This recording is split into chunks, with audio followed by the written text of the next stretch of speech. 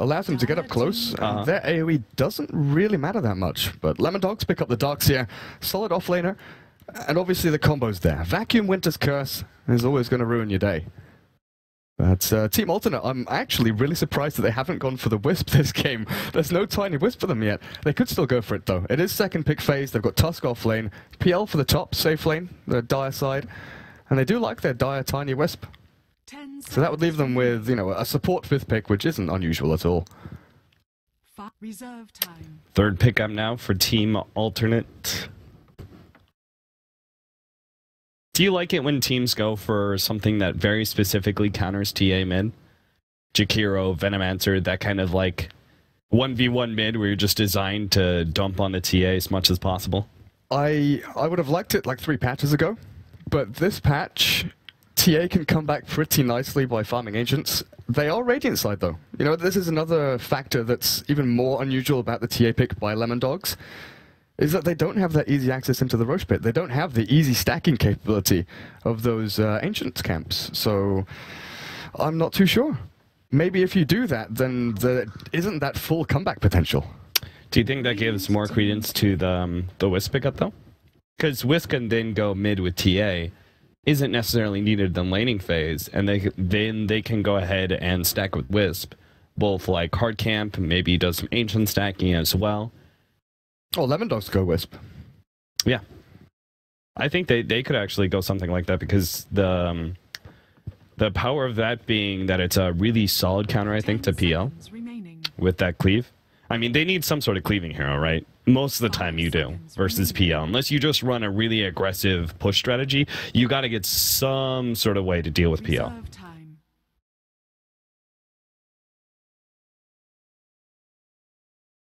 Lemondogs. Where are we going? I'm not even sure. And I'm even less sure now, Cap, honestly. Okay. We saw the yesterday from Danish Bears, right? Yep. Ryder's new team. PA plus Magnus, but there's no place to put a Magnus here? Yeah, and this has got to be a Battle Fury PA if you don't have a Magnus. Which I don't think is bad necessarily, but you are getting pretty greedy on your cores between TA, Darkseer, and PA. They need a lot of farm. I don't know, I think PA is okay though, just because the natural evasion, like even once you have the Diffuser Blade, like PA isn't instantly countered or anything. Yeah, that's true. And you've got a little bit of steroid for her. You know, you've got the Iron Shell, you've got that Cold Embrace to keep her up and running. Team Alternate so far, there's quite a bit of physical damage. Phantom Lancer, Diffuser Blade is physical. He's got obviously all the illusions running around, and Tusk does provide you a decent amount out of that punch, but there's still that initiation power from Snowball, the shards. PA is not a tanky woman. Yeah. That's for sure. Especially if you're going for the Battle Fury build. Like, you're not going to get that early BKB or earlier stats. That's the trouble. Do you go Treads, Drums, Aquila, then Battle Fury? Do you go Brown Boots, Battle Fury? It's kind of an awkward item to pick up for an agi carry like her. She's got the mobility, she's got decent, you know, jump power with the blink forward, the harass from the dagger. But actual stat gain, her strength and int are pretty awful. Her agility is, I don't know, around 2. But, or around 3 even, but it's just not that great. 5 seconds remaining. Bane, going to be the choice now for Team Alternate. Okay, I'm down with the Crystal Main. Nice jungler at this point in time to try and get a little bit ahead. I feel like Crystal Main deals rather well with the PL. What do you make of this Bane pickup? I feel like he's one of the stronger heroes in zoning out Darkseer. And the debuff can come into handy against a hero like PA.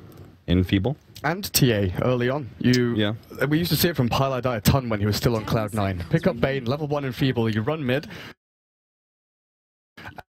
And if a sentry to Queen of Pain, that lane, TA can actually get crushed in it. So Crystal Maiden can roam around towards the middle lane and maybe act like an Earthshaker.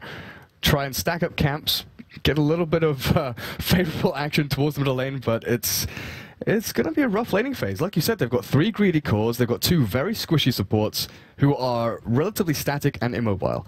Winter Wyvern, slow as all hell. Crystal Maiden, same boat. they need brown boots early, but both of them are going to be buying sentries, wards, smokes before they even get into their brown boots and things like that. I think that this game, Lemondogs, they're putting a lot of eggs into the Krilly farm basket. The PA needs to get the farm on, but TA, does she make space, or does she kind of sit back and farm as well? 10 seconds. Because Team Alternate, they're never going to stop. They just keep running forward. Snowball, Blink, Queen of Pain. Once she hits level 6, the Crystal Maiden and Winter Wife and their food. Yeah.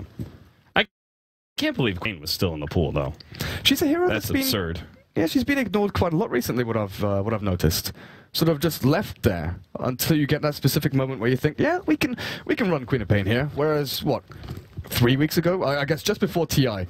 We did see the kind of slow decline of the co-op during TI, but before the International 5, she was first pick material. I mean, just because of like her dynamic placement.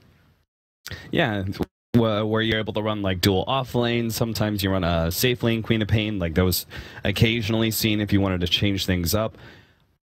And she goes in late game pretty strong with the AC build. Yeah. The one thing that I am still puzzled though, like I'm down with the Queen of Pain like dropping in pick priority, but it's really good versus TA. I mean, if you have a counter ward and you make sure that Shadow Strike always lands, yeah, she does all right. So, and then all it takes is one telekinesis, one brain sap coming in from the main. And that Queen of Pain can blink forward aggressively and actually look for the kill there. Yeah. That's why I think these two supports on the Radiant, honestly, they've got their work cut out for them. They've got to stack camps, they've got to control lanes.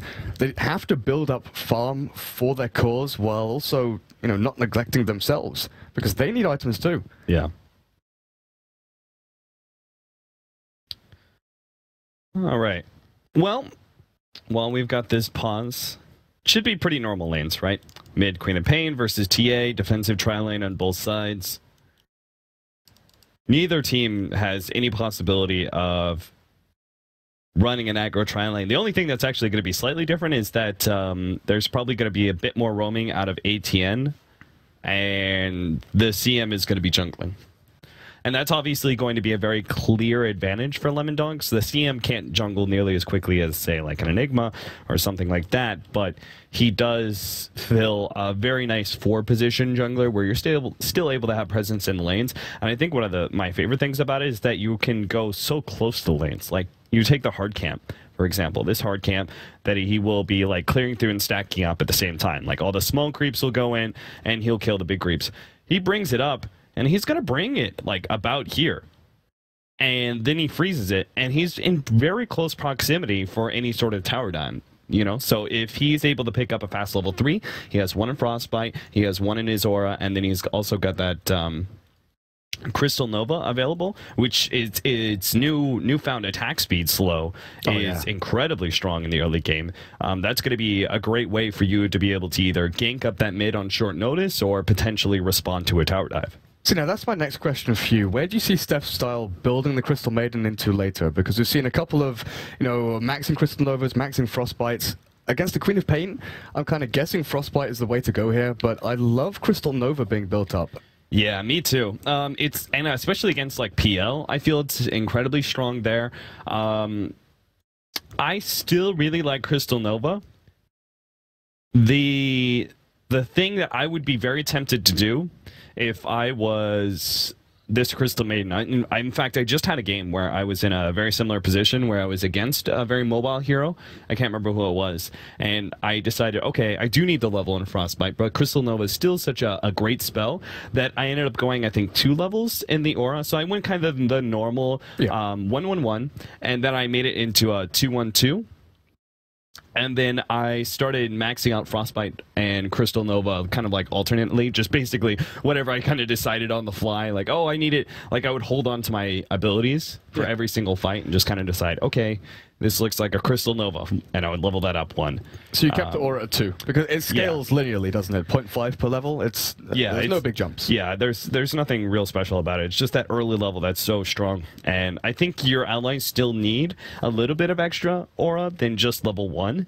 I don't necessarily think, and plus I don't think CM is actually CM can't full-time jungle with only level 1. I think she actually does need level 2 to really have an efficient use of the mana pool.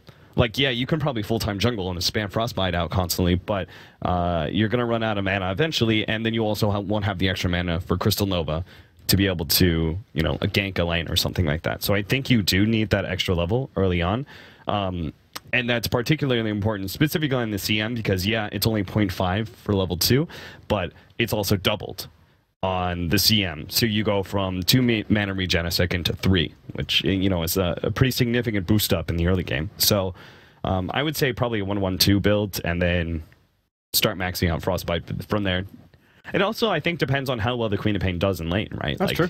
If the Queen of Pain is being dumped on by the TA for whatever reason, then, you don't have to worry about her. Very unlikely that's going to happen, though. Queen of Pain shouldn't lose to TA unless you just misjudge your attempted kill, right? The kill power is totally on the Queen of Pain's side. You're going to be trying to lock in because the blink is just too far. Like, even if you have really good traps, she's going to blink, so far away you won't be able to catch up. Yeah, it's not like an SF lane where once you hit 6, the traps just give you a kill pretty much. But rune control-wise, Crystal Maiden and Wyvern going to be focusing on the bottom half of the map. Top rune is pretty much just going to be taken by the Queen of Pain regardless, but bottom rune, Tusk could go for a bottle himself, and I think rune control here definitely goes to Team Alternate. They've got Bane who can roam around. They've got the Phantom Lancer who's just going to sit on lane. Do you think he goes for bottle as well? Because we've been seeing that quite a bit from Phantom Lancers. I think you have to versus Darkseer specifically. Yeah. There's just too much. Either that or he goes for the very early Morbid Mask. With Quelling. Yeah, but I think the problem with that is if you're going to go that build, usually try and utilize the jungle a bit more and you free that open for one of your supports, but I don't think that the supports can actually make good use of it. There's no really greedy 4 position. Like, Bane can go ahead and sit there and level up and get level 6 and maybe a Glimmer Cape, but I suppose I don't have as much value in that as something, like the Visage or something that's very clearly a greedy support. Earthshaker Blink, like its prime example pretty much. Right, exactly. Both of these are very action-focused supports. They want to go and make kills, control lanes, and actually dominate people. They don't want to sit back in a holding role where they're stacking camps, they're building things up for later on, and then they get that one item which turns the game. They want the small incremental items. They want the arcane boots, the urns, the Glimmer Cape, like you said. And then, if fortune looks their way, they'll get a Blink Dagger or an Aghanim Scepter or something like that. The dream is the support at that place. The Rubik's Dream, Arcanes, Aghanims, Blink Dagger, but very rarely do we see it. I think one of the biggest things that I'm concerned about, I guess their cores actually make up for it because their cores are capable of being so aggressive, but I usually really don't like Rubik Bane in combination with each other, same reason I don't like Rubik Shadow Demon, Rubik Dazzle. It's just a total lack of kill power in the early game, You have these 2 different abilities, both Nightmare as well as Telekinesis, that do practically no damage. Someone's going to be like, oh, Nightmare does damage. Practically no damage, It tickles people. But it's a setup ability, right? It's a setup ability. But what are you really setting up here? It's not like you have that Lina. You don't have the Lina 4 position or something like that. You don't have a Leshrac mid that really takes advantage of that kind of thing, So I don't necessarily like that. 0 and 3 together. All right. I think they're just overly defensive. There's a lack of damage, a lack of presence in the early game. But again, it is made up for by the fact that all 3 of their cores are capable of being aggressive early. Yeah, so that control you get from the Rubik and Bane, especially once Queen of Pain hits level 6 to 8, when she will start TPing to other lanes to actually make things happen. I'm just really wondering where the Bane goes initially. Because I don't think that the Phantom Lancer necessarily needs help from both Bane and Rubik up on that top lane. But you mentioned that Bane is pretty good against the Darkseer early on. You can Nightmare, stop him from getting too close to the creep wave. Who would you prefer to see up there, Rubik or Bane? And then what would the other one be doing? I think the Bane is stronger against because first of all his stats are better. Like, his range is worse, but his stats are better, and I think Bane is more likely to occupy the 4 position. So if he's going to be the one taking over the pulls and stuff like that, him being able to what are you looking at? Phantom Lancer has 0 damage, guys. Cap was calling him an overpowered hero. What? He has 0 damage. What is this? Honestly, he's not loaded in yet. All right, He'll all load right, in we're in a able to second. jump in. I know the audio There we go. isn't. I know the video and audio is in sync, guys. Our IT guy is here. He's actually working on it now. So, and away we go. We finally have it on pause. We're here. Woo! Yay! Sasu is going to be TPing out to the off lane and getting his early ward out. We see this time and time again. There's no counter TP, so he should be able to get one of those. Is that? It feels like he must know his warding spot. That's right on the line. That's but that's unlikely to be countered. Most counter wards get laid out here, so I think that just comes just shy of being able to cover it. I'm really bad at drawing on the map. Like, I am like whenever I try and draw on the map, it's like a 4-year-old is doing it. My arrows just look like garbage. Do you want me to draw arrows for you? That would be great. No, I don't like the triangle arrow. I don't like the triangle. No, those are gross. Because then you have lines. You have lines crossing over lines. Yeah. Lines over lines. Don't cross the streams. I like the TP arrow. All right. The TP arrow? No, no triangle arrow. Yeah, it's a TP. Okay. Don't judge my arrows, guys. All right, starting things off here, we finally have the bounty runes to come in. ATM is going to be starting off with the bottom rune.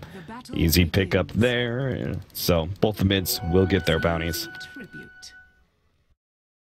Let's see. Our offlaner, Eris Loco. Oh, he actually did the thing where he hides his observer ward when he first shows himself in lane, and he's going to try and sneak it in a bit later. But to start with this first level, and this is what pretty much every single Darkseer is going to do, he spams out Ion Shell really early on and just hides himself in the creeps. And how are you going to go on?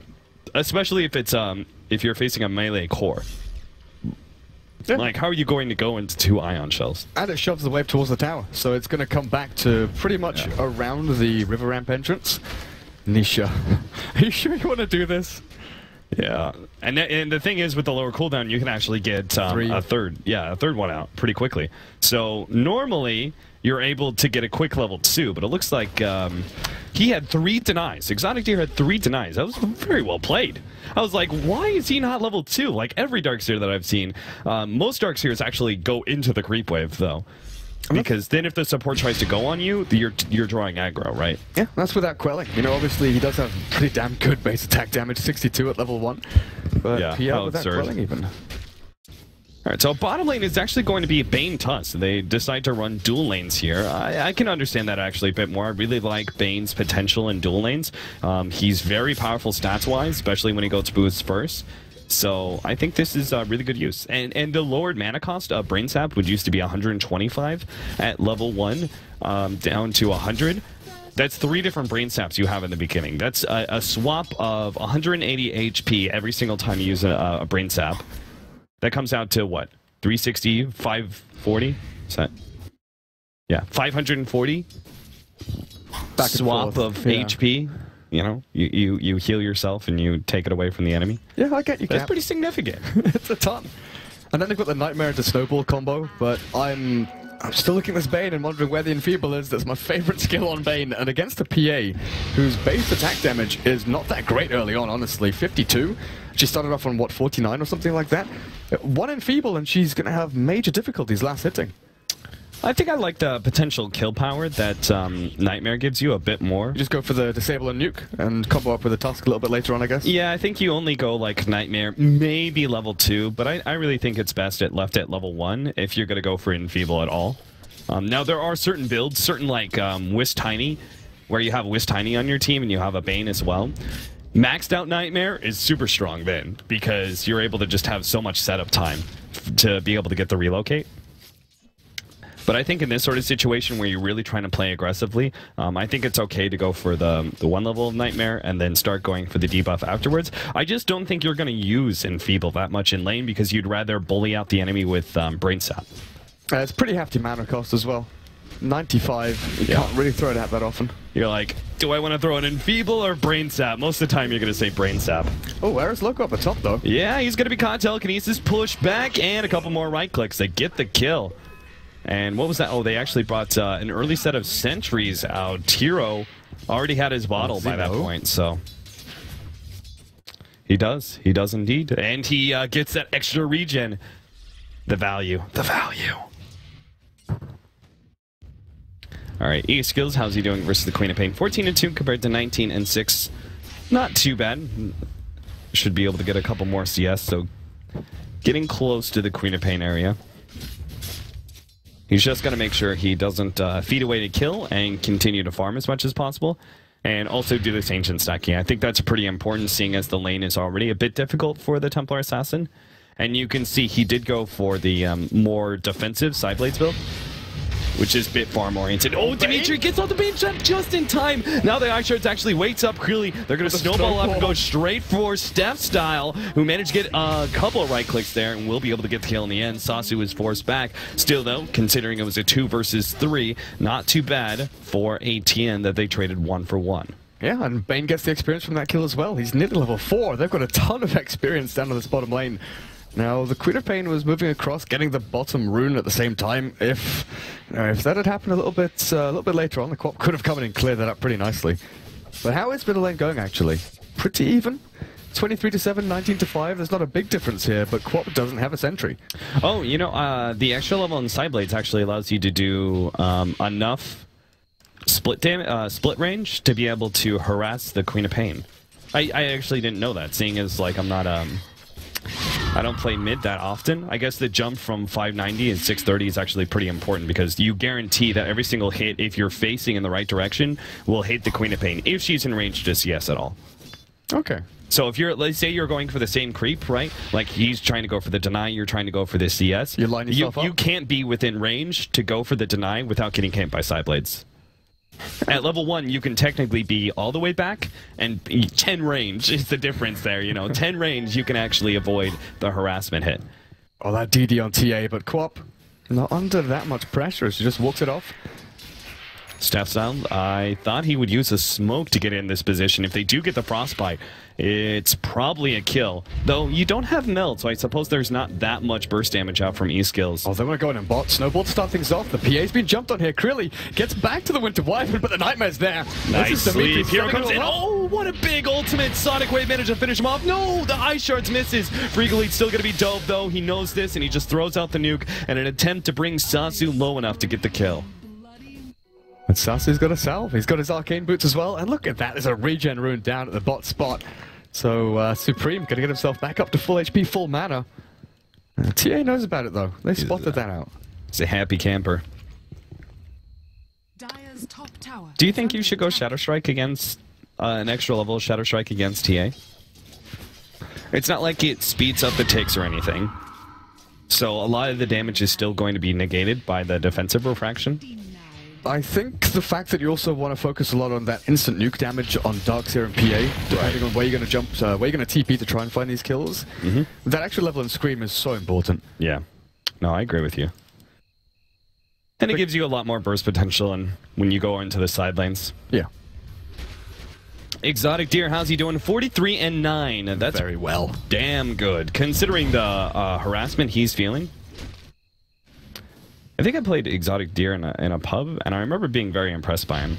He seemed like a very cool, level-headed guy. When things were going really bad, he was still just like calmly getting what he needed out of the game. Keep people's spirits up. Just do your job. Get on with it. More stacks. E-Skills is going to start clearing through those now. It's a great way for TA to actually level things up a little bit, but also maybe get a bit ahead here of the Queen of Pain. Because you take a look at net worth, and the Co-op is, what, 400, 500 or so net worth ahead of that TA. But Hero, are you going to let this go? Are you just going to let Eskil take this ancient stack? It doesn't look like it. Supreme wants to get in there. He still has those refraction charges. Hero comes in, takes one CS, looking for another, but it's just too hard. He can't go through stacks. Just imagine if you had Sonic Wave, though. You would throw Sonic Wave out, wouldn't you? To get all that CS? Would you finish them off? I don't know if you would, actually. I don't think so. 290. Yeah, most of them you wouldn't actually kill. Because I've always thought about that when the Aghanim's got upgraded initially to get that sort of pure damage but magic immunity burst. I thought, oh, you could just stack up Ancients. Then I realized that the damage doesn't make that much sense because the Ancient Black Dragon has 2,300 HP. That is a lot of health. You can do like 12-13% of its damage. Yeah. Then I realized that's just not not feasible at all. Yeah, it really isn't. Nice new kit. Queen of Pain. He's going to be forced back to lane. He managed to steal like 2 of those Ancients. A little awkward. Well, he stopped TA from farming them. I think that's the big thing. That's what, 30 seconds wasted for the TA? Yeah. Not laning, not farming, not, you know, being off the map and pretending to be aggressive anywhere either. So it's a good usage of time by the Queen of Pain, who gets herself up to level 8 now with the treads and 10 wand charges. And DD's still up and running. Bane is now almost level 5. I'm kind of surprised level 6. They haven't run any like incursions into the Radiant jungle looking for stacks, because you've got to know Crystal Maiden is going to be stacking and farming jungle a ton. There's a couple of sentries out here from the Radiant looking for obs though. He just wants a brain sap, but he keeps on getting daggered over and over again, and eventually he just had to go ahead and dagger the creeps. It's now got that Fiend script though. And PA can't really come forward in lane at all. Fortunately, Dagger is still a great CSing ability. And she's going straight for, so there's no Ring of a Kill, nothing like that. Ares Loco in the top lane does go down. Combination of the Rubik and the PL, and Nisha now steals Frostbite. Another great holding ability against the Darkseer. Poor Darkseer. The Crystal Maiden only wanted to help, but now maybe he actually made things worse by TPing up there. He probably did. Alright, so here comes that jump. Hero finds all these small creeps from the CM, taking the big ones and stacking at the same time. And he'll actually take that opportunity to clear through the wave. And 10-minute rune, bounty at bottom. Was picked up Haste Rune for E-Skills. So probably look for a rotation here out of E-Skills in the next minute and a half. I can't expect they're just going to let the DD go to waste. Oh, TA's got a haste. Could actually run the Queen of Pain down here a little bit. I'm wondering about the TA. We've seen a lot of Desolator rushes on dire TAs just because you can get into the Roche Pit and clear it out pretty easily. Oh, Bane wanted the Fiend script. I think you probably still go for it. Yeah? Yeah. I honestly see that item as being like an overpowered Midas on a TA. The fact that you can farm, you can kill, you can take Roshan, it gives you the golden experience boost you kind of get from Midas, but obviously you get the hero killing power as well from the minus armor. Yeah, it sucks that you're not on Dire's side and you may not be able to take Roshan as early as you'd want to, but I also think that... Can they kill PL here? Maybe Doppelganger up will get the max distance. E-Skill's gonna run and goes for Nisha, but immediately Frostbitten up. Now the steal. Trap is actually laid down, but he is hasted, so E-Skills doesn't really care. Still, though, he's got to be careful. Staff Style is gonna be the target. Sonic Wave goes out. Refraction blocks it, but the CM does still die. Hero, couple more right clicks, maybe fall to E-Skills. He needs to be able to stay alive. Blink is up, and he gets away. Nisha now gonna be the target as double Ion Shell makes quick work of him. Lemondogs trade 2 for 1 in the end because they got the PA, the bottom lane. E-Skills. Trap in 6, they don't have enough time actually. Cooldown's a little bit too long. While this is all happening, by the way, the Phantom Assassin dies bot lane to that combo we were talking about. The Fiend's Grip into all of that nuke damage from the Tusk. Punched out. And looking at this now, the PA pick was what, 4th or 5th from Lemondogs? It wasn't last pick, was it? It was a little bit earlier. CM, I think, was the last pick. Yeah, you're right. You're right. But Tusk was first pick by alternate, and Walrus Punch doesn't miss. You can't evade the Walrus Punch, so you always have that... You're giving me the wonky eye. Really? Walrus Punch cannot miss. You cannot evade it. Missed. You can hit Windrunner through Windrun. It's a cool little ability. I bet I'm so bad at Tusk that I ended up missing. Not even possible. I just missed it. Click on Tusk. Show the viewers. Click on Tusk. No. I believe you. I believe you. I just hit Alt. Has it always been that way? I'm pretty sure, yeah. Man. But yeah, the PA is always going to get hit by that. So you've got that dedicated and guaranteed disable onto the Phantom Assassin. Yeah. She is not having a happy time. Oh no. I think the TA is going to have to. You could push this late game though, couldn't you? As Lemondogs, like it's dangerous. Obviously, you're facing a PL, but. TA, PA, Darkseer, even Winter Wyvern is really good. Yeah, Winter's Curse is good at locking down the PL. I think the pivotal factor there is the ultimate cooldowns, you know, Vacuum Wall plus Winter's Curse. If you have them, when you need to defend high ground, when you need to defend objectives like Roshan, let's say, then yes, you can kind of drag the game out and look pretty good as it goes on. But Alternate still has that Fiend's Grip, which can, you know, lock down your PA or TA, even the Darkseer, for extended periods of time. And then what do you have to stop the Fiend's Grip from long range? You've got to try and Frostbite, you've got to try and maybe waste Vacuum, or even waste Winter's Curse. You don't have sort of low cooldown abilities to stop these ultimates coming from Alternate either. That's a little bit difficult for Lemondogs once it comes to, you know, they're going to go on that again.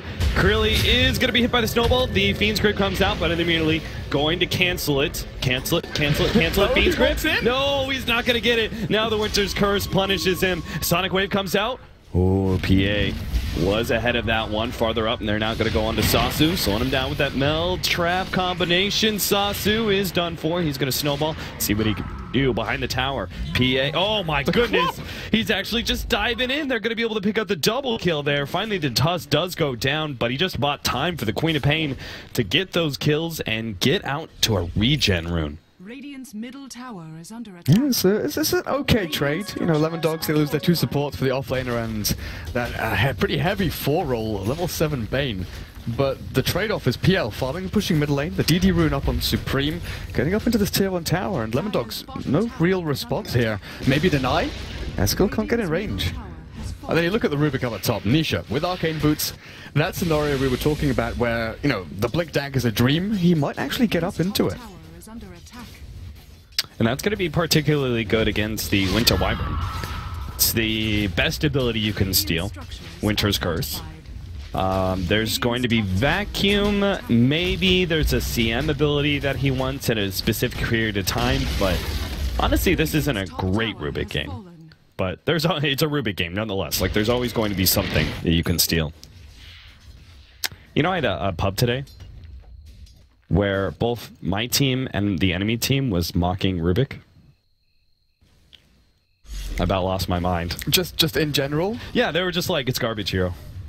And I was playing a really good Rubik too. Oh, like, you were playing the Rubik. Yeah. And my team was just like not doing anything, but I was playing a great Rubik, and they were like, it's just a bad hero. And I was like, seriously? and I pulled this bullshit stat out, right? And I was like, Rubik is the most picked hero out of all patches. Sure enough, not even close. Oh, middle lane, they're going to catch the Templar Assassin, Fiend's Grip, burst him down. We now have Refraction on Nisha, so... Where did she blink to? I don't know. Because right next to her? She used blink, but I think she blinked like 50 range to her left. Oh, dear. The panic move. Oh. So then I looked it up afterwards, and like Rubik has like 2,000 more games than any other hero in Dota 2. And in this patch, they're like, no, in this patch it's garbage. In this patch, 4th most picked hero. Who's the other ones? Who's top 3 then? Oh, I don't remember actually. I'm sure Card has something. Durka, you have to understand. I was focused on being. I was focused on being right. I didn't care about learning. Okay, learning is secondary to being right. And that's the American way. Yep. Yeah, that's right. Prophet. I remember that now. Because I was looking at. I was like, those are all the like TI3 heroes. Bat Rider and Prophet. Holy crap! We saw Nature's Prophet the other day. Yeah. Bat Rider we do not see at all anymore. Rest in peace, Bat Rider. That's a trash hero now, honestly.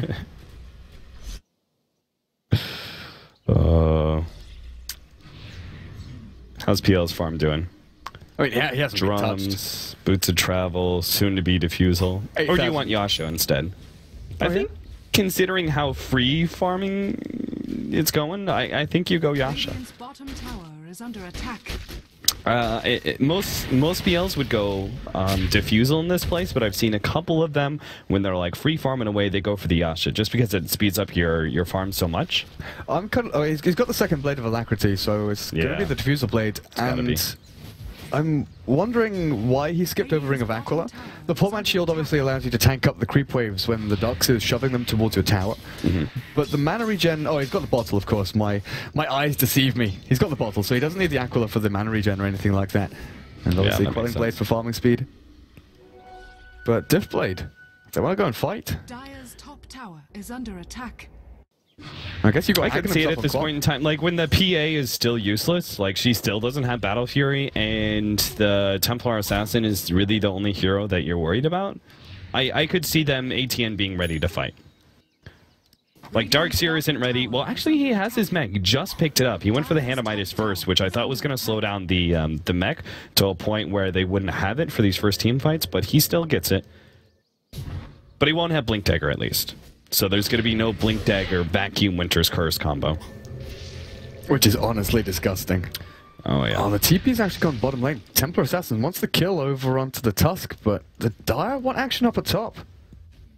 I'm waiting for which side is going to strike first. They're going to go and jump on a Freak Elite. They manage to get the Fiend's Grip on him and instantly burst him down. And the Tusk TP'd out. He's fine. Tusk is good. Well, 2 ultis for the Winter Wyvern. Not sure if worth. Because they don't get an objective out of this either, and that's one of the big things you look for from Sonic Waves and Fiend's Grips is that, sure, it finds you the picks, it wins you... Stepstar's fine. He's good. It wins you a little bit of a skirmish there, but you can't go and take Roshan just now. You don't have a great Rosh-taking lineup. There's no Medallion Builder. Bane or Rubik could go for one, but they don't really want to. And then you don't have anyone really to get in there and tank it up. No one with lifesteal, no one with great Midas armor. Also, you've already taken the majority of the tier 1s and you're fighting up at top. The last tier 1 is down at bot lane. Tusk, you're not going to catch her. I was about to say, you got to be careful when snowballing Blink heroes. You're going to be drugged where you don't want to be. Actually gets to trap. Winter's Curse gets laid out. They want this quick kill, but Rubik actually has Refraction still up and will be able to dodge a majority of that damage. And the Ghost Scepter as well. Now E-Skills left at this curious predicament. He's still going to go for Nisha. They'll still get that kill as ATN have no response whatsoever. And it makes sense. Exotic Deer, he's too busy pushing in that top lane. He doesn't want to join in for a team fight. Not until he has Diffusal Blade. Now, Sasu nearly has Greaves if he wants to go for that. He's got the Arcane's mech, 1,300 gold. I wonder if you go for a Glimmer Cape here, though. Glimmer or Blink to try and save your teammates instead of the Greaves, because I don't think there's anything massive you want to try and dispel from yourself. You know, there's no silencers, there's nothing that you want to try and get off.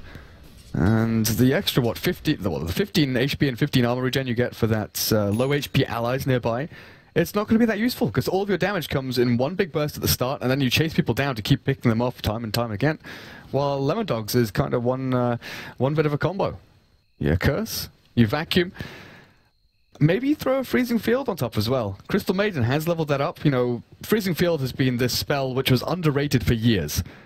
No one wanted to pick it up. Poppy was like the only player to ever level up the Crystal Maiden ulti. And then people started realizing, okay, it's been buffed. Crystal Maiden gets buffed again, again. Then all of a sudden, Freezing Field, oh my god, it's amazing! Overpowered spell, hide in the trees, and suddenly destroying people.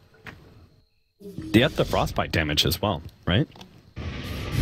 They made it so it takes like every 0.5 seconds, and then they changed it so it does slightly more damage. Tusk is dead. Again, not where you want to be, but he didn't really have a choice. He went in. Yeah, and now he's got Battle Fury on Krilly. So that's the beginning of the PA's farm. The road to recovery. I think PA died like, what, 2 times? It is now 3, 2, and 2. So she's made a recovery. Good score. Yeah, Krilly making the comeback, and they've been playing some, you know, during the draft I was mentioning, they've been playing some unconventional carry heroes, the Ursa, your Wraith Kings.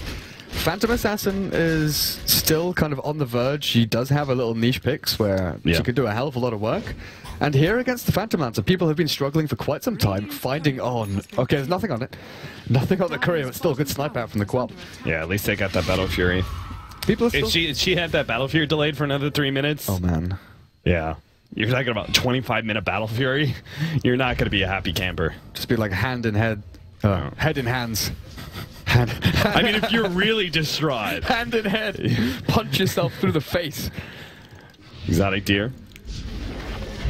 Oh, okay. Well, that's one way to play super, super safe. Up on the cliff. Oh, Crystal Maiden gets found by Hero. I should just start following him around. He's making the play. He's 7-0-0. How has he not picked up a single assist? He's just been stealing with Sonic Wave. He's been throwing it out on solo Crystal Maidens, solo Winter Wyverns. He's just finishing them off, not really getting the spread damage. What do you even go next on the Queen of Pain? BKB isn't that useful here. You know, maybe Frostbite, Vacuum, it's annoying, but you still got the Winter's Curse, the TA minus armor, and the jump forward. I guess BKB against the Phantom Strike blink from that PA does stop her mobility a little bit and allows you to run away a little bit more. But the way they're playing, aggressive options out there. Shiva's Guard, Orchid even. Then obviously the Hex is the big one. Dire's middle tower is under attack. I almost feel like you go... Do you want to go into DPS? Maybe you start building into your DPS build already. If you do that, I think BKB, MKB is the way to go, and then an AC a little bit later on. What about AC and then working on the MKB after? You're Like you speed up your build a bit more. Yeah, like BKB does slow you down a lot, but then you're susceptible pretty heavily. Yeah. That you're not going to jump in and burst someone down. You've got more sustained damage, but you're still going to get frostbitten, you're still going to get vacuumed into the Winter's Curse. Yeah. BKB is such a comfort item that I would presume he's going to go for it, but... I almost feel like when you're like this, like the AC will allow you to survive longer when you are locked down by some of those spells that you would have been able to survive through thanks to BKB. So like, you know, getting caught out by the frostbite or something like that. You'll still have the AC because the majority of their damage is still like, even if they do have some magic lockdown, the majority of their damage is going to be physical damage, right? So I almost feel like the AC would actually be a lot more valuable than the BKB. Okay. By a significant margin, and then you can start working towards the like Scythe of Ice MKB, which would really counter out the PA. Have we seen what Tusk... Okay, Tusk went for the Blink Dagger. I just started thinking about Shadowblade and Silver Edge for the PA. Oh yeah, that would actually be great, but doesn't look like he's close enough. Any skills? Did he blink far enough away? He's going to turn on a Sawsuit. Does he have the damage necessary? Thrown down by the Sigil. Exotic Deer. Actually slowing him back. Oh, what a great vacuum. 3-man Winter's Curse. They get the combination. Krilly with the Battle Fury's there. He's trying to go on a bait. Sonic Wave goes out though. And now, oh no, it's going to be a disaster. Step Style just lets loose the ultimate. And ATN are going to be forced back. The combination works in the end for ATN, or rather Lemondogs, as ATN are pushed back. A 1-for-2 exchange though.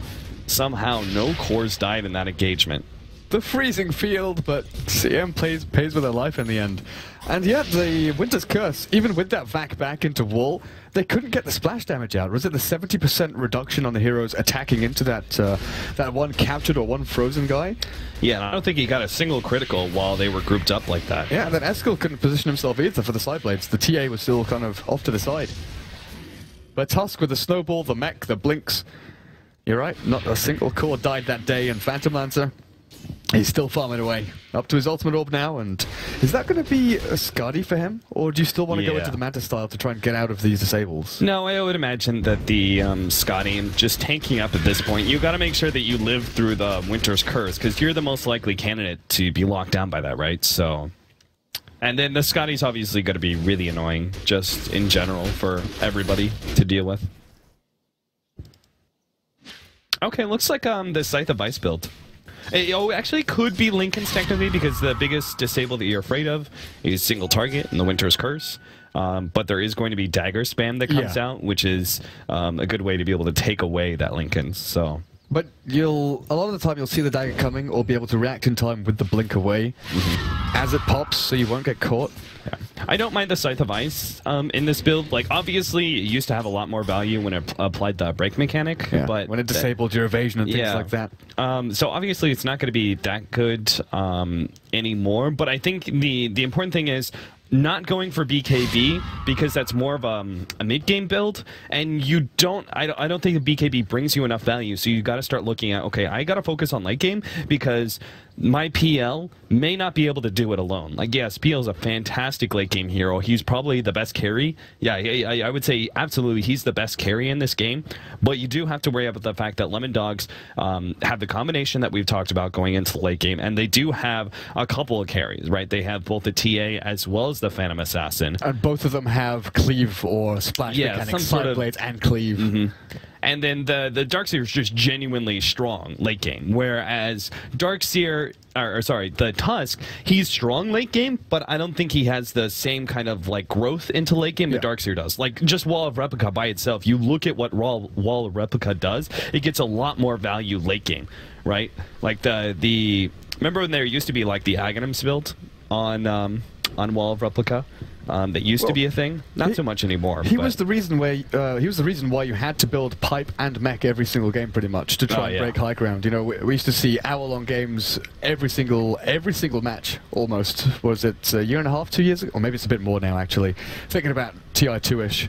But nowadays, it's more about utility and synergy for him, which is why Tusk, great early aggression, hard to shut down in lane, and can build himself into a carry, and we've been talking about Queen of Pain going that route. I'm wondering whether the Tusk thinks about it as well. He's actually gone for a medallion, so he's going to go for full utility.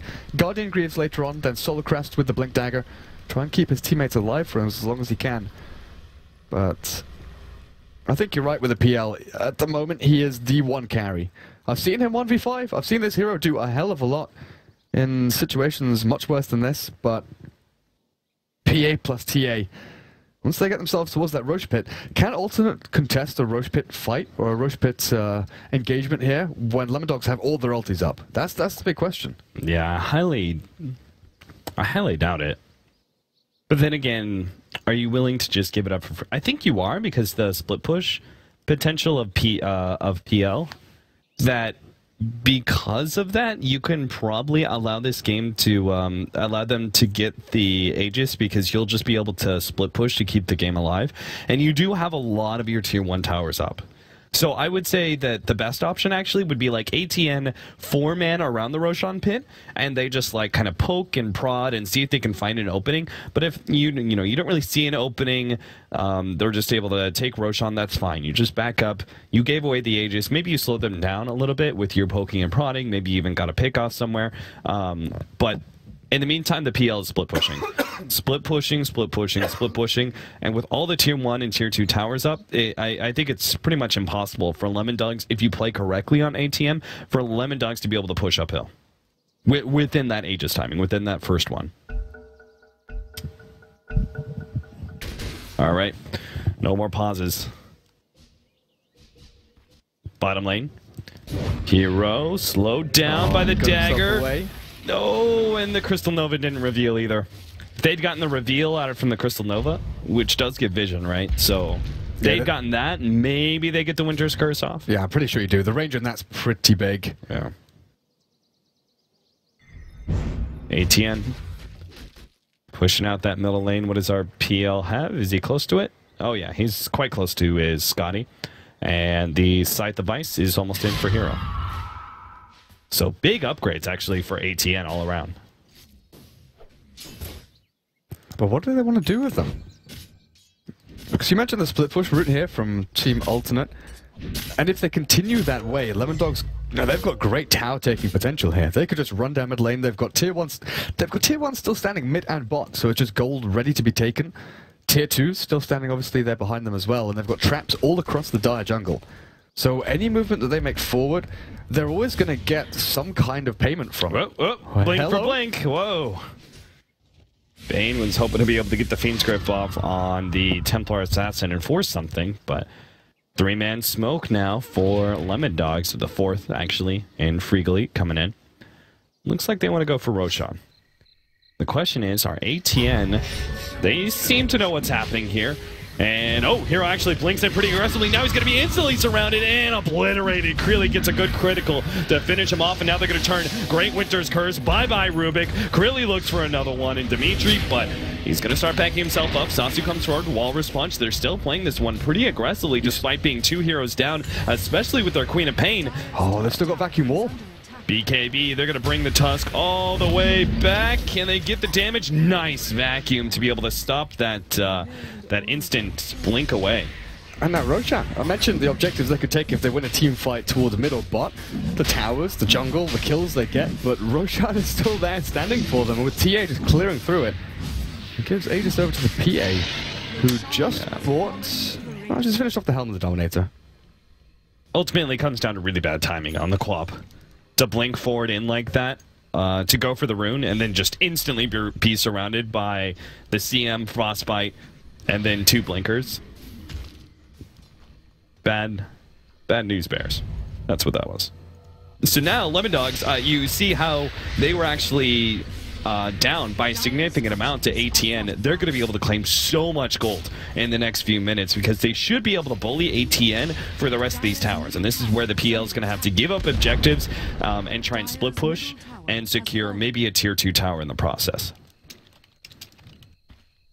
Scythe of Vice coming in for Ares Loco. Great ability, great item in dealing with the Phantom Lancer, that's for sure.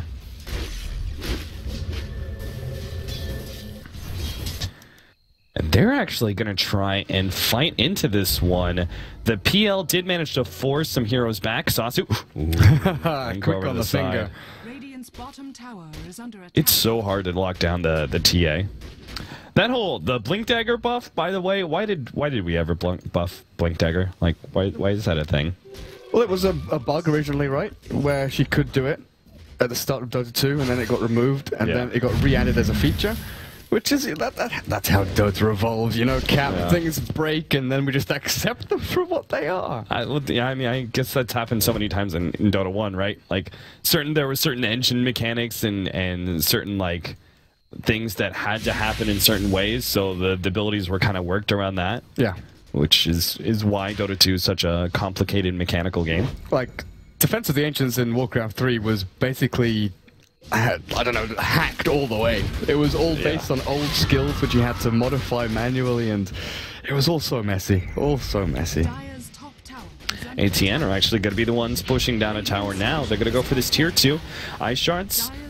Looking for the block out here. Sasu's going to jump forward, going for Ares Loco. Ares Loco does have Shivas and Mech, but maybe they can actually burst him down. Here comes Krilly, though, already jumping onto Exotic Deer. The Mech goes off in time, but Sonic Wave now finishes off the Darkseer. Left-hand side. Oh, what a great Winter's Curse. Exotic Deer may actually be able to get out because of that one. They're trying to lock him down. One more Soffit. Doppelganger up, and... Oh, he jumped the wrong way! I can't believe it! Krilly and E-Skills both try and get ahead of that Doppelganger jump from the Phantom Lancer, but he just ends up staying in the same position. The one time where you don't want your hero to go up on the cliff. He stays down there absolutely Just imagine if they weren't like a mobile hero, you know? Just imagine if you were a hero that didn't have some sort of blink. He'd be like, oh man, he's gonna get up the cliff, and then he'd like still stay there, and you'd be like, free kill. Not in this case. Like, not in this case. That's the thing, even if he was up on the cliff, the PA, if she didn't blink up, maybe should have tried to cleave through the one that was on the ground. Yeah. So it's a rough call, though. You just want to get straight onto that target as quickly as you can. 11-16, 32 minutes in.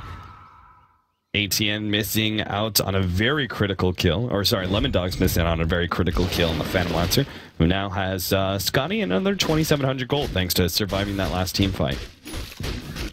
What do we look like overall? Yeah, Queen of Pain got the tier 2 tower. Alternate had themselves like a 5k lead for the majority of this game, and then with that one fight around Roshan taking it, Lemondogs got themselves back into it. Leveled things out, but I don't know, Team Alternate have got such great map control. Nisha, I think he realized that he wasn't going to make it out of this one, so he goes ahead and goes Scepter's Winter's Curse. He has it too. Oh no! Tragic. He had 5 more seconds until Winter's Curse was back up. What a great ability to steal, but it wasn't ready for him. Exotic Deer now going to go for the tier 2 tower, the top lane, knowing that Lemondogs, they're just going to keep on pushing. The blink forward? Dimitri, no freaking he was going way. to die either way, but still, that dagger makes it look nice. Exotic Deer now going to be caught. Doppelganger, he's not up for another 3 seconds. Steph style ultimate, quick 4 staff away. They're just trying to buy time at this point. Time for the rest of their team, who is sliding around this tier 2 tower. Krilly's been caught though. Fiend's Grip. He'll lose that Aegis, and the rest of his team keeping back to defend against the Phantom Lancer. That was just never a good game plan. Krilly's just gonna try and TP out, but a Walrus Punch will stop him, and now he's dead. The game plan there was not solid. Like 3 people stopping the PL, he can. And none of them being damage dealers. He can 1v3 you. Yeah, honestly, he looked like he might even just walk away with 3 kills and then the tier 3 at the end of that. But they did stop him, force him to TP back. You still lose out on your PA though, Aegis as well. And BKB was just about to be purchased. She's 100 gold away from it. So next fight, maybe a little different. But they've still got Walrus Punch. They've still got the Fiend's Grip to keep that PA on lockdown. What do you think the TA goes for though? 5,000 gold saved up. Desolated BKB and Blink. Like, TAs, once they're at this point, usually, you know, they'd love to be steamrolling forward. They want to be on the aggressive, getting kills, diving towers, and trying to give their teammates the advantage in these team fights. But Butterfly honestly would not be bad, though it's a very odd item to go for. My bet is, I think the very obvious normal choice would be an Assault Cuirass. Right, because PA is not going to go for it. You have double armor items at that point in time between AC and Shivas. Well, okay. Phantom Lancer is actually now building into the MKB, so no Butterfly. That's Butterfly really early on. The evasion really early on versus PL, I think, is quite valuable. But obviously, you already have a P on your team. They're naturally going to go MKBs anyway. Speaking of that, Scythe of Ice and now an AC for Queen of Pain. I'm sure MKB is going to be the option after that. And then you've got a Solar Crest on your Tusk. Putting that onto the PA or the TA is going to be absolutely devastating. Oh yeah, maybe you should consider an MKB on Templar Assassin, who's currently Fiend scripted up. With Exotic Deer coming forward, the Refraction's going to disappear real quick. Telekinesis makes it all the easier. Well, she's going to go for a Daedalus. The Crystallis has been bought up. So she just wants that raw damage output. Fly away, Frigolene, it's a flying pig! Oh my god. But how long does he survive for? How long does Crystal Maiden survive for? Step style! I'm sorry, buddy. Yeah, he's going to be done for. At the same time, top laners, Loco playing around the wall as much as possible, but they will be able to get that extra kill. And things are just looking so bad. Curly is going to be able to force back. Oh, he wants more? If he managed to get an actual critical here, he could finish off Exotic Deer, but now he's got to get away. TP out, my friend. You do not want to stay here. ATN are now on the march forward. There's no buyback on Docs here. He's dead for he's dead for 50 seconds. I had to stand up there just to check with the monitor glare, but he is actually dead for 50 seconds. They've got the Winter's Curse, but they don't have their one big combo. And the Crystal Maiden is out as well, so no freezing field. On top of all of this, they don't actually have the Phantom Lancer here to push into the tier 3, though. Here he comes. Doppelganger. Doesn't immediately charge uphill. I think he's trying to play this a bit cautious. This Dire Courier, honestly. AC and MKB pretty much fully stacked on this little dude. No wonder ATN are looking at that going like, yes, we want to push uphill, but at the same time, we don't want to be forced into a fight without our items. And Roshan, potential spawn time starts now. 1 minute until Rosh is up. Go on, Sasu. Just sit in there. Stay and wait. Stay a while and listen. MKB for PL. AC finished up for Heroes, Solar Crest, Blink. And Dimitri's actually got a decent amount of gold as well. He could start working towards a luxury item, something like maybe a Lotus Orb for this game. There's also the potential for you just going a Glimmer Cape still, because the channel time of Fiend's Grip, it just works so well together. Yeah, and then you can also Glimmer that target during Winter's Curse. Make sure they don't get hammered by it. But look at the ward coverage you've got from Alternate, though. Watching up to top, looking down at the bottom jungle as well. They've got pretty good focus towards this middle lane, so they know they've taken the tier 3 at mid. They want to take the racks there as well. I don't know where exactly Lemondogs are and where they're coming from. Exotic Deer, oh, they've gone forward. Dimitri, Nightmare's up, best skill.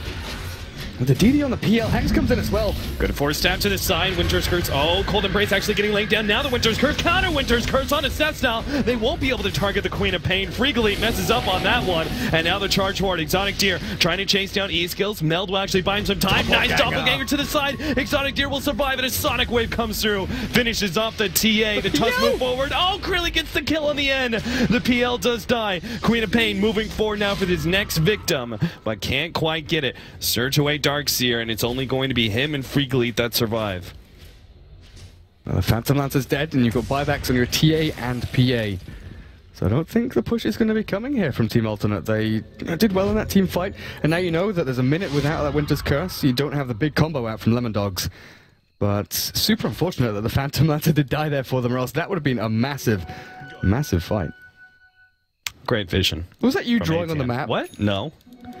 I was just pointing out the vision from ATN. What do you want from me? From the corner of my eye. Bloody hell. I mean, you were doing a really Who great... am I working with? You were doing a great job explaining everything. All right. I just really wanted to point out to the viewers the great vision of ATN, which you pointed out earlier. I'm surviving on orange juice and Strepsil's hair cap. Oh. My mind. My ibuprofen addled mind. The writing's on the wall. And the Roshan's back up. Okay, we're gonna have a fight around that. That's got to be guaranteed, right? Neither side can give up an Aegis at this point. It just tilts too much one way or the other.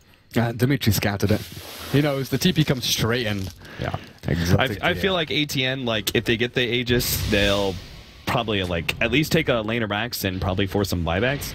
If Lemondogs somehow upset that Roshan fight, though, and take the Aegis, they take the advantage. They take away the rest of the Tier 2s and Tier 1 tower that's left on the map. They relieve the pressure as well from middle lane, pretty much. And then there's these 4 observer wards aggressively from alternate. Oh, but they need to hurry. They're too late. It's too late, yeah, honestly. All right. Because if they did manage to steal that Aegis, it's... you know, relieving the pressure, but it's also wasted vision from alternate, because all of a sudden they go from a situation where they're in their own third of the map to when they're in the aggressive third. They're in the enemy jungle, they've got traps there, they've got vision. So the 4 observer wards would actually be fully wasted, and do the Dire have any more observers left? They do have 1. But then you've got to kind of recalibrate your entire game plan as the Dire. But fortunately for them, it doesn't happen. They get Roshan simply enough, so we don't actually have to look into that scenario.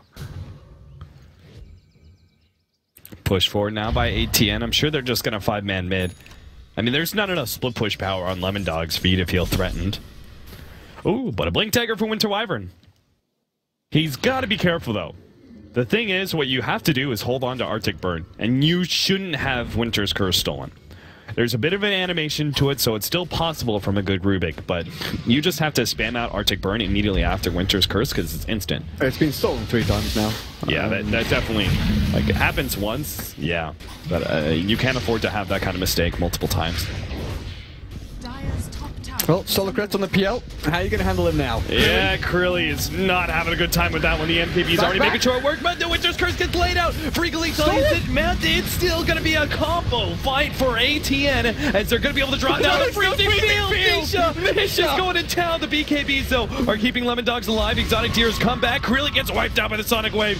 Skills up next. He's lost his refraction, and they're making short work of him. Exotic Tear is actually going to be taken away from that one. Turns on a Krilly instead for the secondary life, and Krilly's gonna fall again. ATN single-handedly wipe out Lemondogs multiple times, vacuum back into the wall, but it still doesn't matter. ATN are looking healthy enough between Exotic Tier and Hero that they will claim this fight and should be able to take a significant amount. Darkseer buying back.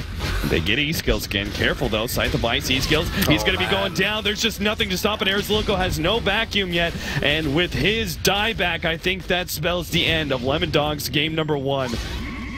Sonic Wave to finish him off. I cannot believe it. Like, during the draft, I was talking about Nisha's Wisp and how potent that can be in an alternate draft. Well, in a team alternate draft. Yeah. But his Rubik, holy crap, stealing Winter's Curse 4 or 5 times this game. But in that team fight, Winter's Curse and then Freezing Field. Yeah, what a star. Well played. Well played all around. So, ATN, looking good in game number 1. I can't say that I felt the most confident, though, with Lemondogs draft. So, I mean... it's PL. I'm pretty much always going to side like with a PL team, so we'll see if Lemondogs spend that one out in the first 1-2 or something, or perhaps have a better plan against it the next time around. We're going to have a short break, and we'll be back with game number 2.